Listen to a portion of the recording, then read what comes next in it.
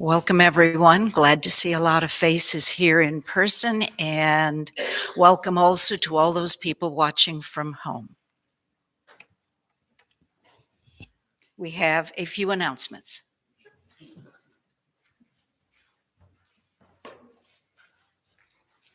Good morning. Good morning. Did you all get in through the traffic of the marathon? Everybody happy? Okay, good. I just have a couple of upcoming announcements. I want to remind those of you who are mothers, have a mother, feel inclined to buy some flowers, that today is the last day to order your flowers in our Mother's Day sale. Let us know out at the tables if you have any questions. We just have a couple of upcoming things. Our spring tea have tickets on sale now. That is on Saturday, May 7th at 1 p.m. in Fellowship Hall. We'd love to have tea with you all and celebrate the spring. So if you have those calendar apps on your iPhone or your whichever, however you do it, go ahead and put that date in. That's Saturday, May 7th at 1 p.m. in Fellowship Hall. Come out and welcome spring at a Victorian-inspired English-style high tea. It's going to be really fun. Miss Ellie reminded me that, is it the sewing group or the Knitwits? Blankets are meeting on Wednesday at 10 a.m. 10:30. If you come at 10, you get the best spot to make blankets. Good. And I'm mindful if there's anything else we have got, I do get to take the great joy and embarrassing, Tim is back. Hello.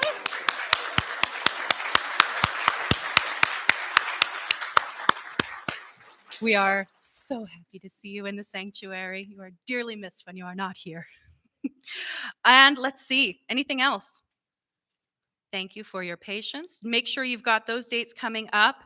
And if you need any questions of what's going on in the church, get yourself signed up for the UUFYI, right? So there's information in your pews. If you're new, go ahead and find out what we're all about and how you can learn more. You can also find our Wi-Fi password on there. So if you need, that's a good enough incentive to follow along. All right. And yeah, I'm happy to see you all. Okay, goodbye.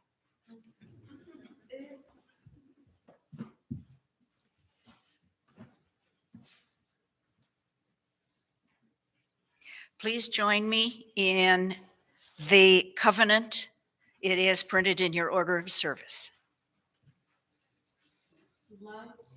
Love is the doctrine of this church.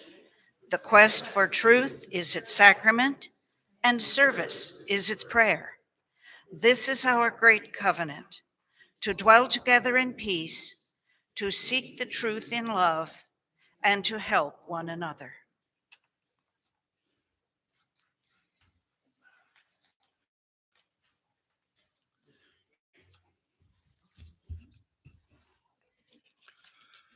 I'm going to back up here a little bit.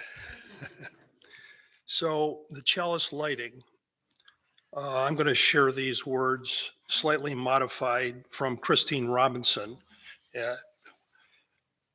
We gather this hour as a people of faith with laughter, tears, gifts, and needs.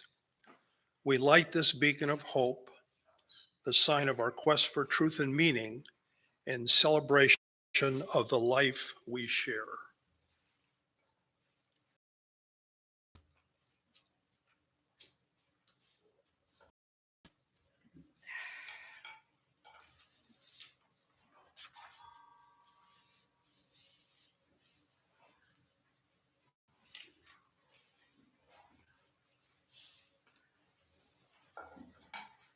So did you read already? Did you do it already? So I have these opening words from Fyodor Dostoevsky. If you wish to glimpse inside a human soul and get to know the man, don't bother analyzing his ways of being silent, of talking, or weeping, or see how much he is moved by noble ideas. You'll get better results if you watch him laugh. If he laughs well, he is a good man. All I claim to know is that laughter is the most reliable gauge of human nature. We'll now go to opening hymn number 354, verses 1 and 4.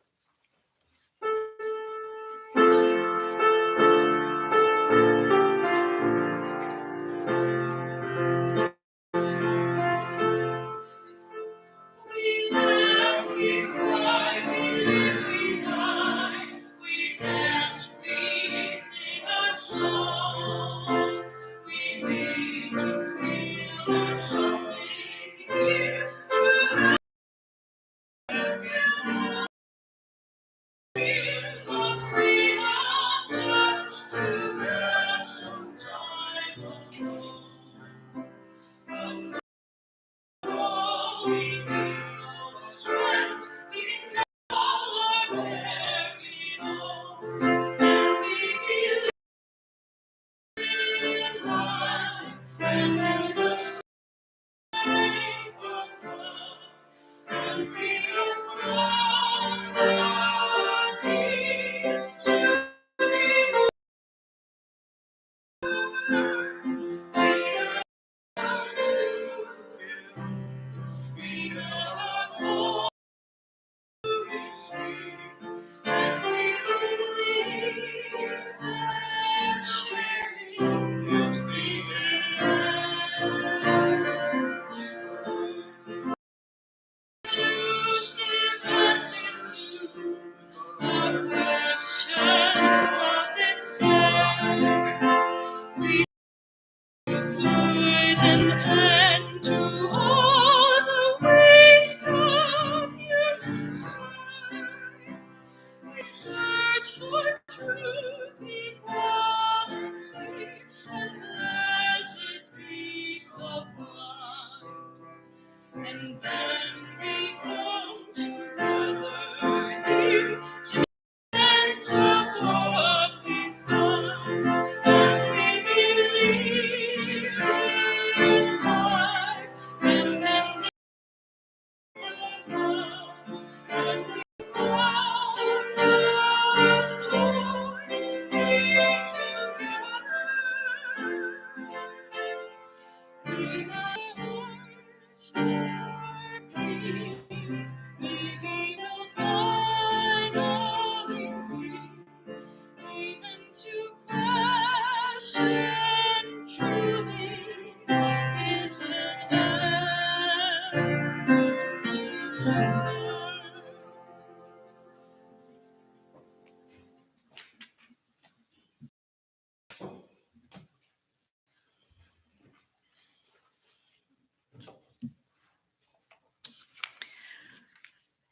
Our story today, The Miracle of Laughter, is from a digital library of Unitarian Universalist biographies.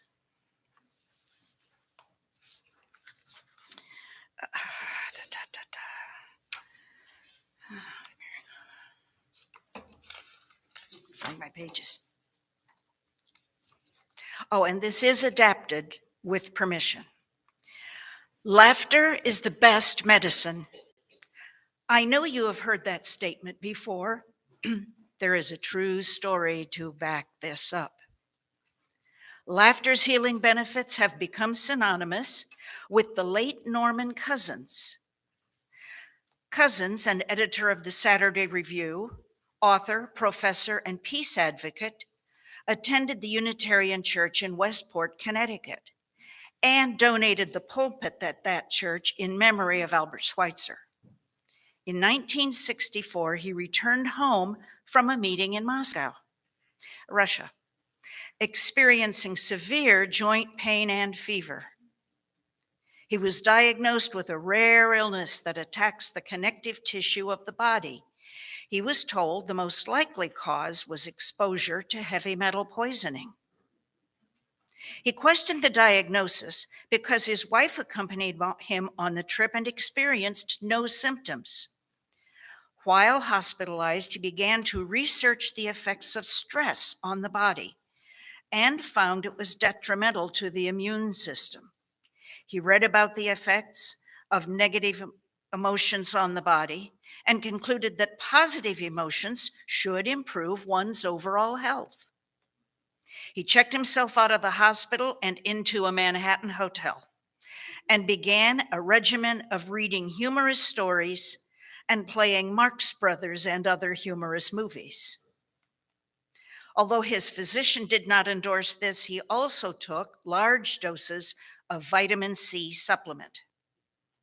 The treatment proved so effective that within 2 weeks he was off painkillers and sleeping pills. He found that laughter relieved the pain and helped him sleep. He said, "I made the joyous discovery that 10 minutes of genuine belly laughter had an anesthetic effect that would give me several hours of pain-free sleep." He returned to work and wrote about his experimental treatment in his book, Anatomy of Illness. In 1989, it was finally acknowledged in the Journal of the American Medical Association that laughter therapy could help the quality of life for patients with some chronic illnesses. He fully recovered from his illness and went on to live an additional 20 years before his death in 1990.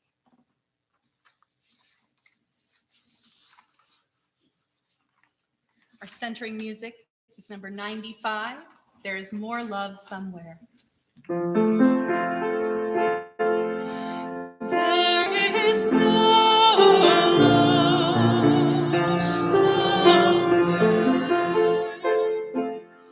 There is more love somewhere. I'm gonna keep on till I find it. There is more love somewhere. There is more somewhere. There is more love somewhere. Keep on finding. There is more love somewhere. There is more peace somewhere. There is more peace somewhere. I'm gonna keep on till I find it. There is more peace somewhere. There is more joy somewhere. There is more joy somewhere. I'm gonna keep on till I find it. There is more joy somewhere.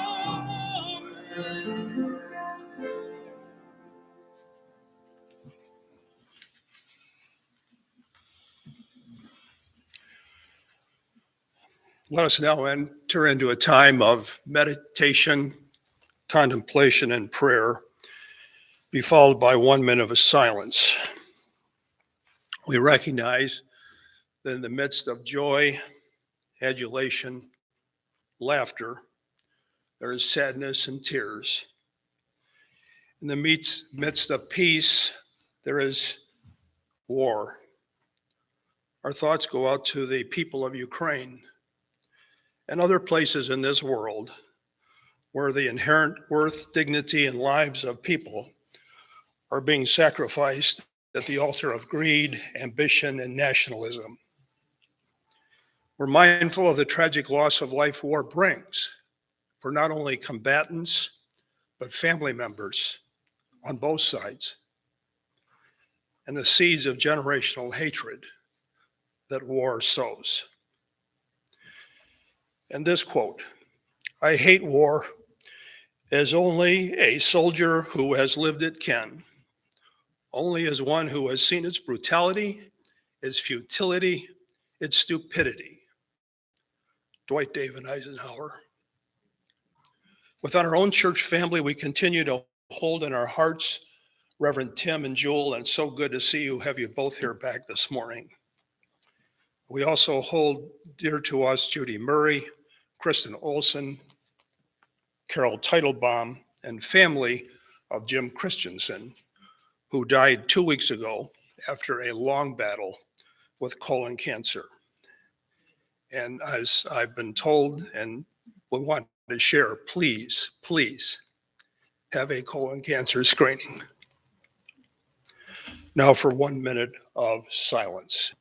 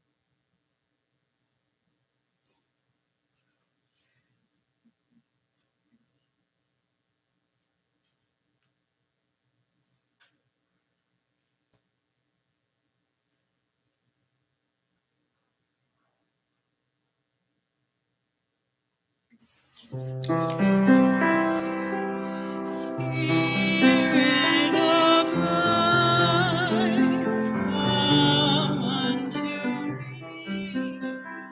Sing in my heart all the stars of compassion. Learn the wind, rise in the sea.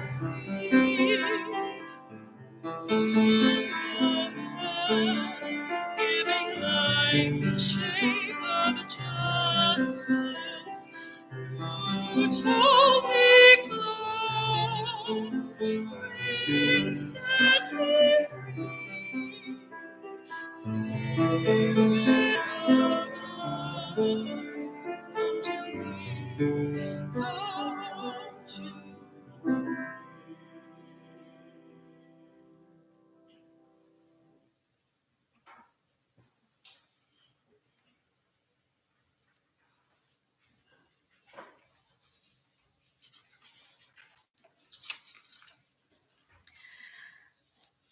Today's reading was written by Anna Akhmatova. She was born in 1889, lived till 1966. She was born in Bolshoi Fountains near Odessa, Ukraine.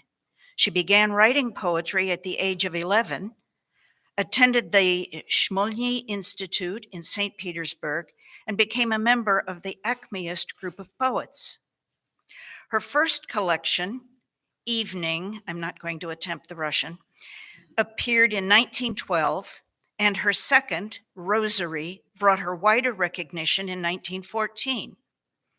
Publication of her work was banned in the Soviet Union between 1925 and 1952, with only occasional brief exceptions. Only in the final years of her life was she able to move unrestricted in the literary world. She died in Moscow, and her collected works were published in 1986, 20 years after her death. Today's selection was written in 1961. And her words for the poem, If All Who Have Begged Help. If all who have begged help from me in this world, all the holy innocents, broken wives and cripples, the imprisoned, the suicidal, if they had sent me 1 kopeck, I should have become richer than all Egypt. But they did not send me kopecks. Instead, they shared with me their strength, and so nothing in the world is stronger than I. And I can bear anything, even this.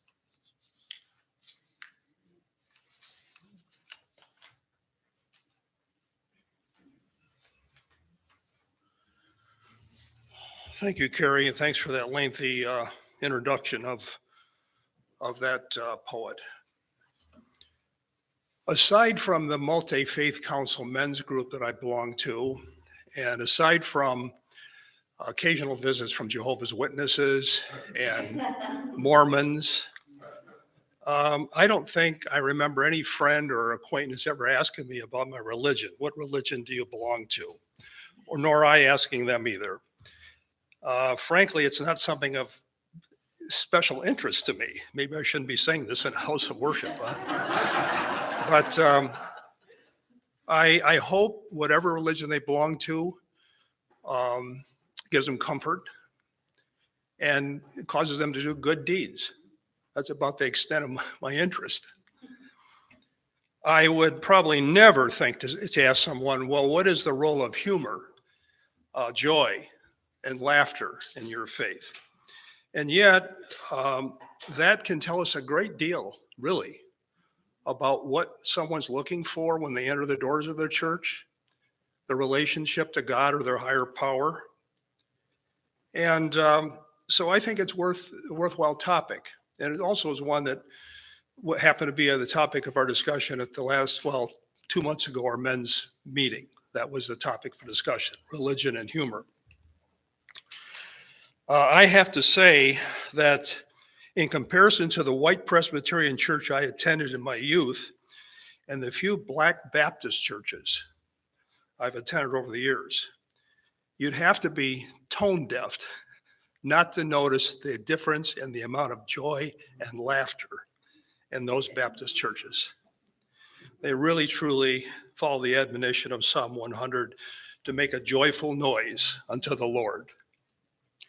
Now, I had a personal experience with laughter in the faith I was a member of before becoming Unitarian. So I've kind of jumped around here. I was a Presbyterian. And so many years ago, I became involved many years ago with my church my mother was raised in, which is the RLDS, Reorganized Latter-day Saint Church. Some of you may recognize the more common Latter-day Saint as the Mormons. So this was a split off the Mormons that happened after the death of Joseph Smith. Both recognized as the prophets of both of those faiths. Several members of that congregation were very opposed to laughter during the service and actually frowned upon it anywhere in the church building. While you're in the church building, they did not want to hear people laughing. And while I could find no reference to not being able to laugh in their holy books, they both recognized the Book of Mormon and the Doctrine and Covenants as their holy scriptures along with the Bible. I couldn't understand where this came from because they were very, very upset about people laughing in the service. So, well, here are a couple statements from both of their prophets, Joseph Smith and Brigham Young. Joseph Smith, neither should they be given to loud laughter or loud and foolish speeches, for these are not only unbecoming, but are grievous sins in the sight of the Lord. And Brigham Young, the revelations in the Bible, Book of Mormon, and Doctrine and Covenant teach us to be sober. I want you to remember them. When I laugh, I see my folly and nothingness and weakness, and am ashamed of myself. I hope none of you will be ashamed to laugh this morning. My goal today is to share the role of humor in 5 of the world's great religions: Judaism, Christianity, Islam, Hinduism, and Buddhism, in that order, without neglecting us UUs along the way, and we'll share a few jokes. I believe we Unitarians have a pretty healthy sense of humor, one that allows us to laugh at ourselves And of course, we all know that we're the butt, despite our small numbers, we're the butt of many jokes. And psychologists tell us that being able to laugh at yourself really is a sign that you have a pretty good sense of yourself, you're grounded. You don't have, your skin's not too thin. And I think that this, to some extent, can be said about religions, with some exceptions. So, what sense of humor, if any, does God or the gods and prophets possess? In what way is humor allowed in their interactions in their houses of worship or between one another? What I found is that what is defined as funny and laughable varies by religion, varies within denominations within a religion, and varies over time periods. And we also have to recognize that while a particular faith may place limits on humor, religions are in a culture. They're part of a culture, a larger culture. And that larger culture may have a little bit more liberal interpretation. So we find a rich history of comedy and comedians in Jewish secular culture, and increasingly large ones today with people of Muslim backgrounds. Lots of Muslim comedians out there. Scientists tell us that finding something humorous and the physiological response of laughter is a uniquely human thing. Laughing hyenas are not really laughing. They're making a high-pitched giggle sound that resembles human laughter. And while laughter is pretty easily understood, humor's a little bit more complex. And for my purposes, I'm defining humor here broadly as words and statements, puns, wit, satire, jokes, slapstick, anything that would bring a laugh, a giggle, a chuckle, even a smile to the listener or observer's face. Now, many religious jokes, like the one I'm about to tell, are about stereotypes. And let me back up and tell you here that I've already seated this audience with about 3 or 4 people that are going to laugh on cue. So I said, let's get this started here, and I want at least some laughter. So in any case, the jokes I'm about to tell, I've chosen, I don't think I would offend any religion. And some involve stereotypes and may require some explanation. By the way, stereotypes are overgeneralized statements about a group.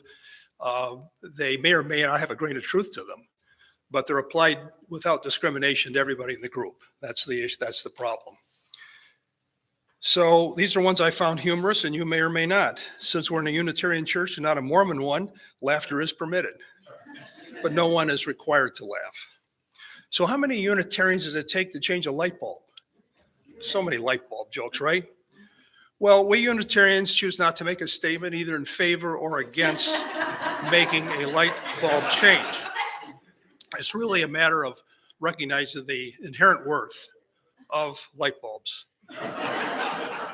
The light bulb is a natural part of the universe and evolved over many years. But if in your journey you find it necessary to change a bulb, we're perfectly fine with that. In fact, we'd invite you to write a poem or maybe compose a modern dance about your relationship with light bulbs and present it at, we're going to be starting an annual light bulb communion service where we will explore a number of light bulb traditions, LED, long-lasting, neon, fluorescent, tinted, all equally valid paths to luminescence. It's also proposed that a committee be formed, of course, to establish and discuss the merits of making any such change. Now, other religious humor involves comparing the beliefs and practices of several religions, like this one. So an older, lifelong unchurched man, realizing his days were numbered, decides to find a faith and sets out to find one. His first stop is a Roman Catholic church, where he asks the priest what he needs to do to join. The priest mentions their catechism, the affirmation of the Nicene and Apostles' Creed, talks about their baptism procedures, the priest asked him, wanting to know maybe a little bit more what he knows about religion, where was Jesus born? The guy thinks about it tentatively. Pittsburgh? Get out, cried the shocked priest.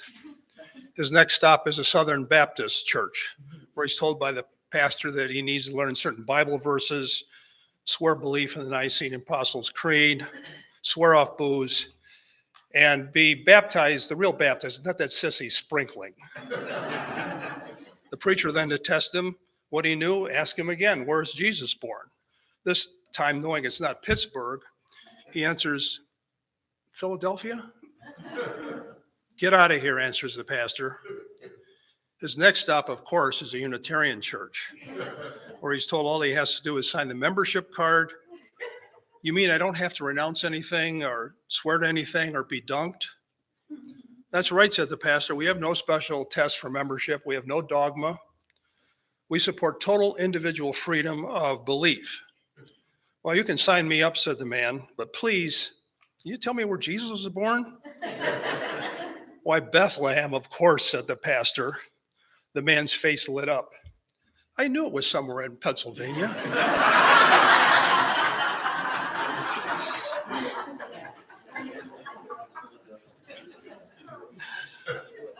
The holy books of Judaism, Christianity, and Islam have been characterized as long characterized as being devoid of humor, but there's been a growing effort to find the humorous in these sacred texts. And I begin with Judaism, because being the oldest of the Abrahamic religions, it may shed some light on what Christianity and Islam later found to be acceptable. While limits to what can be defined as humorous are found in the Torah, the first 5 books of the Hebrew Bible, Judaism is undoubtedly the most liberal of the Abrahamic faiths regarding humor. Christianity second, Islam probably maybe a distant third. This liberalism has duly influenced the domination of secular comedy by comedians like Jack Benny, Sid Caesar, Seinfeld, Marx Brothers, and so on. So let's begin with Torah. In Genesis, when God reveals to the aged Abraham and Sarah they're about to have a child, they laugh at the implausibility, for which God upbraids them for laughing. The child is then named Isaac, which in Hebrew means he who laughs. This is a crucial moment in the Jewish faith because it allows for laughing about a situation to God, but not laughing at God. After his birth, Sarah says, God has brought me laughter. All who hear this will laugh with me. The Psalms are full of references to laughter, but there is also a way of joking that's said to be demeaning and insulting and harmful. In a number of Psalms, God is portrayed as someone who laughs at the wicked and unrighteous, knowing their time will come. In Psalm 37:13, God laughs at the wicked, for he knows their day is coming. Of course, in Ecclesiastes 3:4, the well-known, there is a time to weep and a time to laugh. The Jewish festival of Purim from the book of Esther is a holiday notable for its plays or Purim spiels, with humorous depictions of its characters, especially the bad guy, Haman. The Talmud, a compilation of generations of rabbinic debate about Bible interpretation, laws, philosophy, relates to practice of the sage Rabbah, who before beginning to teach matters of Jewish law would say something humorous to his students. Rabbah determined the best way to prepare his law students for rigorous Torah studies was to begin with a joke. The following tale stereotypes Jewish mothers as overprotective and intrusive in the life of their children, but also speaks again to the relationship Jews have to God. So an atheist grandmother claiming Jewish cultural roots takes her grandson to the beach. He's decked out in his swimsuit, hat, pail, and shovel, and is happily playing by the seashore, building sandcastles. While the grandmother was napping, the water swept in and swept the boy in undertow out of sight. The grandmother awakens frantically and yells for help. No one is there. Figuring she has nothing to lose, she falls to the ground, raises her arms to heaven, and says, God, if you exist, please save my grandson. I'll make it up to you. I'll go to synagogue. I'll join Hadassah. I'll play Maj. Whatever it takes to make you happy. No sooner said than a giant wave rolls in and throws the boy up at her feet. She bent over to see his heart beating, breathing, noticed color return to his cheeks. His eyes were flooding, but she still appeared to be upset. Standing up with the hands on her hips, she wagged her finger at the sky. He had a hat, you know. Humor is possible in this situation because simply saving the child was not enough for her. But it should be also noted that the grandmother speaks to God, not for God. In typical Jewish fashion, God is personalized. God is someone who can be berated and cajoled because God is part of the family. Some jokes play on the ignorance of one religion about another, as in this one. Avram went into a Christian church, took out his tallis and yarmulke, and proceeded to pray. The clergyman entered to start the service and said, "Will all non-Christians please leave?" Avram continued to pray. Again, the clergyman said, "Will all non-Christians please leave now?" Avram prayed. Finally, the distraught clergyman moved to Avram, "Will all Jews please leave?" At this, Avram removed his yarmulke, packed up his tallis, then proceeded to the altar, where he picked up a small statue of Jesus and said, "Come on, Bubala, they don't want us in here anymore." Let's move to Christianity. Many jokes, Christian jokes, are about lying, the sin of bearing false witness. A minister told his congregation, "Next week I plan to talk about the sin of lying. And to help you understand my sermon, I want you all to read Mark chapter 17. Following Sunday, as he prepared to deliver his sermon, he asked for a show of hands. How many had read Mark 17? Several hands went up. The minister smiled and said, "Mark's only has 16 chapters. I will now proceed with my sermon on lying." Few religious communities have considered humor to be a problem, more so than Christianity. One scholar has commented that years of conditioning has rendered the New Testament filled with predictable and innocuous stories in which serious people speak in a language filled with moralisms and legalisms about God and by extension Jesus, who become humorless, incapable of enjoying a joke. The early church fathers were generally suspicious of and hostile toward humor and laughter. Examples of this can be found among the church monks and hermits of the 3rd century, such as Saint Anthony, regarded as a model who, like Jesus, never laughed. John Chrysostom in the 4th century made a point that Jesus never laughed. He spoke of laughter and mirth leading to sin. The members of his church who were laughing instead should be praying. And who could possibly laugh at the thought of the suffering of Christ? Despite the long tradition of denying Jesus laughed or lacked a sense of humor, there has been a considerable debate about his parables and sayings, whether they may be regarded as humorous. Some have pointed out, for example, the famous statement in Matthew that it's easier for a rich man to go through the eye of a camel for a camel to go through the eye of a needle. Let's get this right here. And then for a rich man to enter the kingdom of God is evidence that he must have had a sense of humor to say something like that.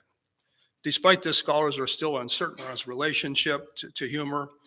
Jesus apparently recognized the existence of laughter, where he says in Luke, "Blessed are you who now weep, for you will laugh.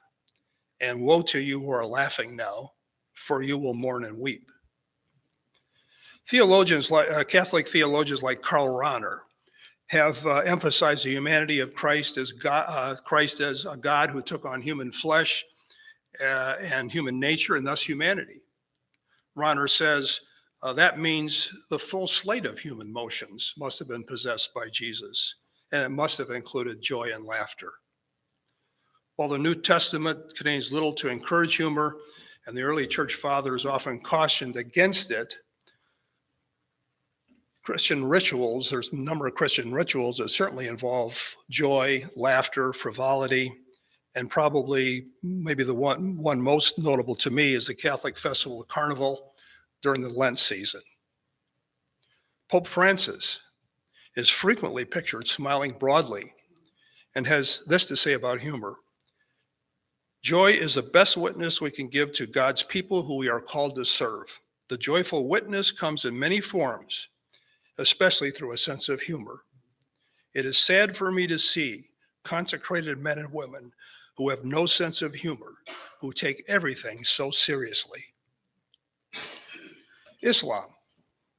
I began my discussion with humor in Judaism and Christianity with a joke, joking in and about Islam's holy book, the Quran, and its prophet Muhammad is far more restricted. While several websites exist on humor in Islam and its prophet, I found the jokes were either simple one-liners or portray Muslims in a very negative light, often as terrorists. Neither place I want to go. Becoming aware of what a religion thinks is permitted, joking is a function of the golden rule in reverse. Not doing into another's religion what one would not like done to one's own. It's also a matter of becoming educated on what a religion considers acceptable. While free speech and press are highly valued in the West and in many places, with freedom comes responsibility and awareness. What does the Quran and the Prophet Muhammad himself say on this issue? The Quran discourages laughter in each of these situations. Humor and laughter that insults someone, that mocks Islam, lying to make people laugh, and frightening anyone is a joke. Here are a few hadith or stories about Muhammad. In Hadith 114, his wife Aisha reported that she never saw Muhammad laugh to the extent she could see his uvula.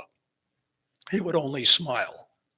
In Hadith 1413, a companion said he and others would talk about matters pertaining to the days of ignorance. That's the days before the revelation of the Quran. And they would laugh while the Prophet only smiled. And then in Hadith 365, a companion of Muhammad said, I indeed saw the messenger of Allah laugh. Then there are non-hadith stories, and another companion says, place a limit on your jokes, for going to extremes makes you lose respect, incites foolishness against you. So it's clear that Islam has a different view of what is permissible, and I think that should be respected. Hinduism. Some jokes involve word plays. Ram Gupta suffered a heart attack. Paramedics arrived, put Ram in the ambulance, and raced him to the hospital. Realizing his time had come, he started reciting the Hindu prayer, Hari Om, Hari Om, Hari Om. 10 minutes later, the paramedics brought Ram back home. His wife was aghast at why they brought him back so quickly. Paramedics replied, as soon as we were on our way home, he kept, on his way to the hospital, he kept shouting, hurry home, hurry home, hurry home. There's no body of myth richer in humor than that of India. A study of how Hindus, Buddhists, Christians, Jews, Muslims, and atheists reacted to both religious and non-religious jokes, including irreverent ones, revealed that Hindus demonstrated the highest overall appreciation of humor, while Muslims had relatively robust levels. They had the highest incidence of being offended by religious jokes. Atheists were the least likely to be offended, although all groups agreed that if a joke was offensive, its funniness was diminished. Hindu jokes are a class of ethnic jokes based on the lifestyle of Hindus and some of the common religious beliefs in Hinduism. They often involve satire on ascetics and Brahmins, that's the highest caste, that stereotype their ritualism and defects. Tolerance is a key element of Indian originated religions, and as such, they have no concept of blasphemy. Humor is an important theme running through the Hindu Vedas, and the epics, the Mahabharata and the Ramayana. It's been suggested that the Hindu view of this world as an illusion, in contrast to Western ideas of reality, sets up a potentially comic situation. Seen from this perspective, this higher truth perspective in Hinduism, events of the mundane world often take on the quality of a joke. The recent Hindu festival, Spring Festival of Holi, a festival of colors, celebrates good and evil, love and happiness, and is a day filled with celebration and laughter. In recent years, Indian politics has turned in the direction of portraying India as first and foremost a Hindu nation. Some Indians have shared their fear this may eventually restrict Hindu humor and jokes in the world's largest democracy and its history of interfaith tolerance.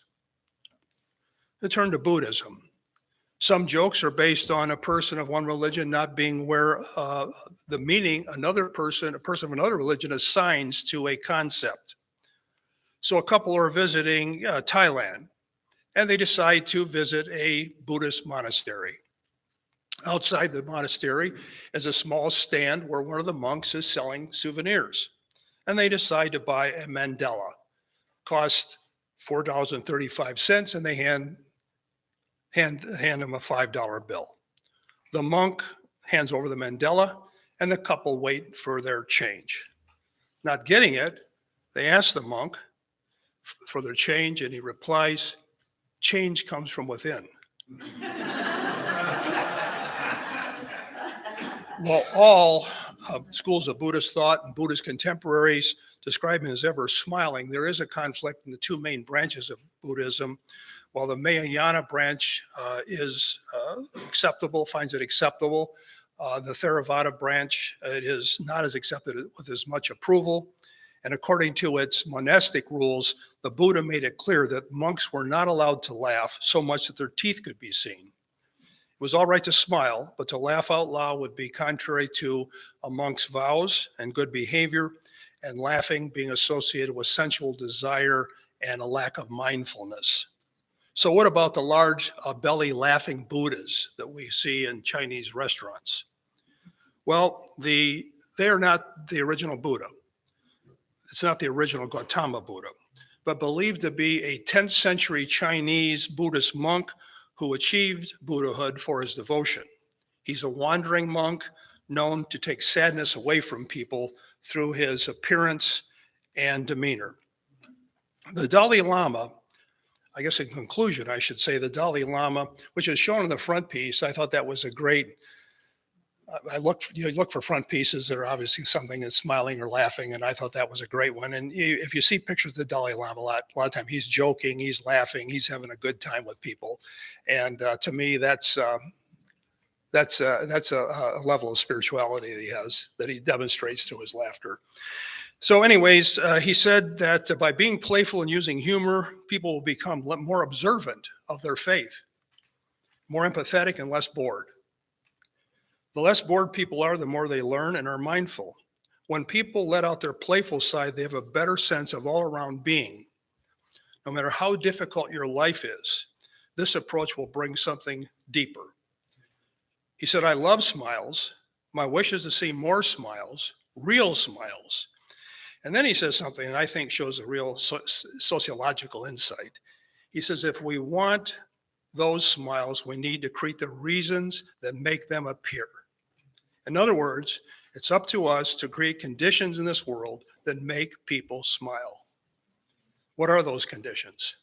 Well, I think our 7 principles, which is found in your, maybe not this program, but we have them in our church and they're posted out there. I think that's a great start. And to that I say, go in peace, go in joy. Amen.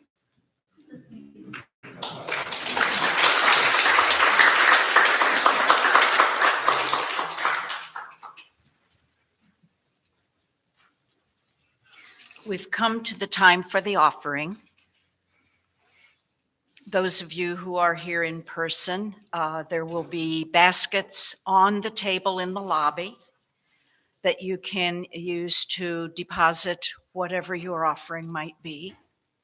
Those of you at home, I don't have the information written down, but there are ways to, who can describe the method from home? To They make an can offering? click in the link, click in the YouTube description box, and go to Okay. uutoledo.org. Okay, thank you. You there's guys it. can also go to uutoledo.org. It's a good Uh-huh.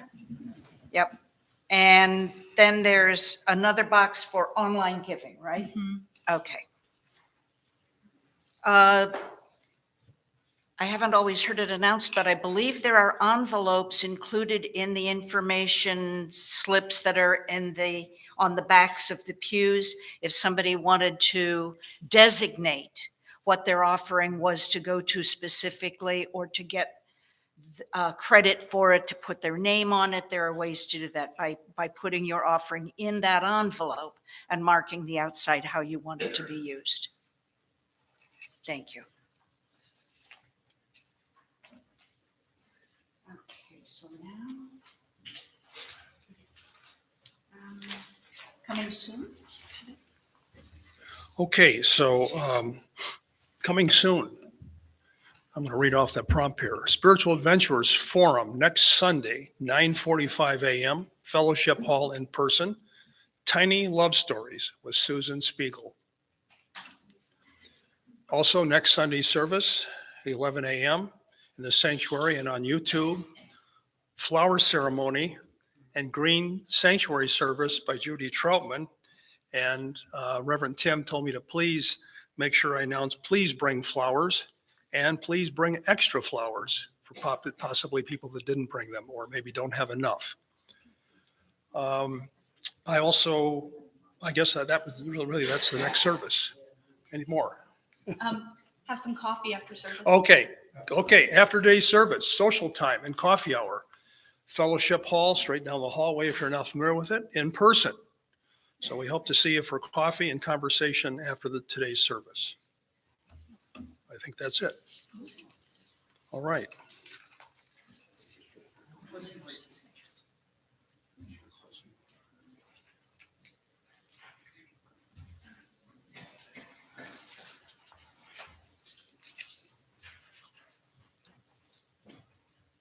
All right, I have these closing words, yes. I share these closing words. This is a poem from Mary S. Edgar. I will follow the upward road today. I will keep my face in the light. I will think high thoughts as I go my way. I will do what I know is right. I will look for flowers by the side of the road. I will laugh and love and be strong. I will try to lighten another one's load as I fare along. Okay.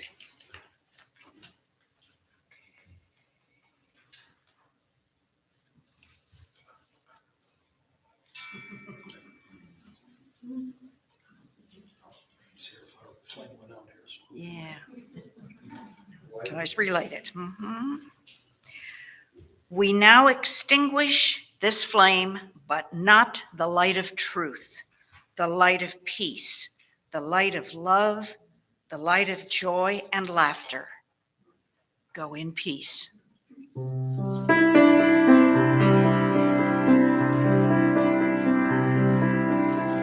There is a love holding me. There is a love holding all that I love. There is a love holding all.